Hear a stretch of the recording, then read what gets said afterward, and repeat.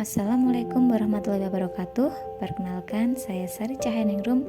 Di sini saya ingin menyampaikan beberapa pendapat saya mengenai filsafat dan kurikulum SD sebagai salah satu tugas dari mata kuliah kajian pengembangan kurikulum SD.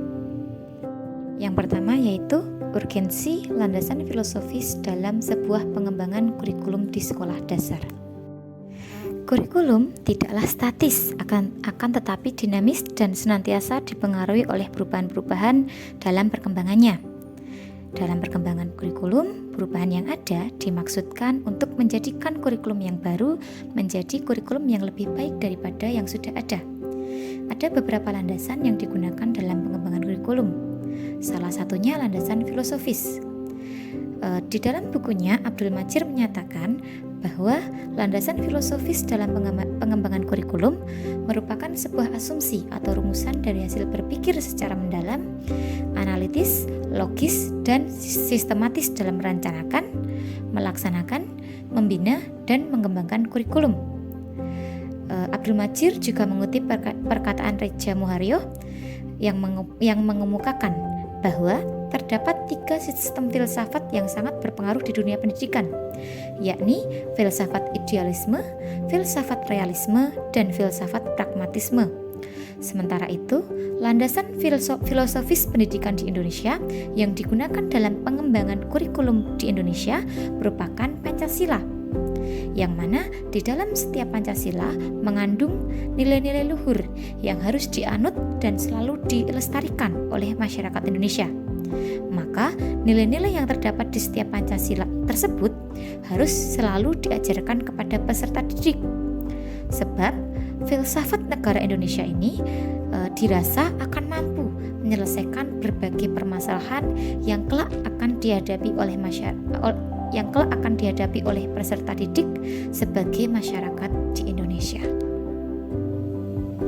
Yang kedua yaitu karakteristik dari kurikulum 2013 serta filsafat yang digunakan. Berdasarkan dari web kurikulum.kemdikbud.go.id, kurikulum 2013 memiliki beberapa karakteristik. Yang pertama yaitu pengembangan kompetensi berimbang yang mengembangkan keseimbangan antara sikap spiritual dan sosial, pengetahuan dan keterampilan, serta menerapkannya dalam berbagai situasi di sekolah dan di masyarakat. Yang kedua yakni kontekstualisasi sekolah yang menempatkan sekolah sebagai bagian dari masyarakat yang memberikan pengalaman belajar agar peserta didik mampu menerapkan apa yang dipelajari di sekolah ke masyarakat dan memanfaatkan masyarakat sebagai sumber belajar. Yang ketiga yaitu fleksibilitas waktu, yang mana kurikulum 2013 memberi waktu yang cukup leluasa untuk mengembangkan berbagai sikap, pengetahuan, dan keterampilan. Yang keempat, kompetensi yang rinci, yang mengembangkan kompetensi yang dinyatakan dalam bentuk kompetensi inti yang dirinci lebih lanjut dalam kompetensi dasar setiap mata pelajaran. Yang kelima, kompetensi inti sebagai unsur pengorganisasi. Dan yang terakhir, akumulatif, saling memperkuat dan saling memperkaya. Berdasarkan dari karakteristik kurikulum 2013, menurut saya landasan filsafat yang menjadi dasar dari pengembangan kurikulum 2013 yaitu filsafat progresivisme. Dikarenakan filsafat progresivisme merupakan salah satu aliran filsafat yang menekankan pada proses dan memiliki pandangan bahwa pembelajaran harus ditekankan pada anak atau siswa sebagai subjek didik. Dan menurut saya, kurikulum 2013 secara teoritis telah melakukan hal tersebut. Kurikulum 2013 menginginkan agar anak atau subjek didik tidak menjadi generasi yang ketinggalan zaman dan tidak paham dengan perkembangan zaman. Yang ketiga yaitu karakteristik dari kurikulum merdeka serta filsafat yang digunakan. Berdasarkan dari web Direktorat Sekolah Dasar, kurikulum merdeka memiliki 3 buah karakteristik. Yang pertama, pengembangan soft skill dan karakter.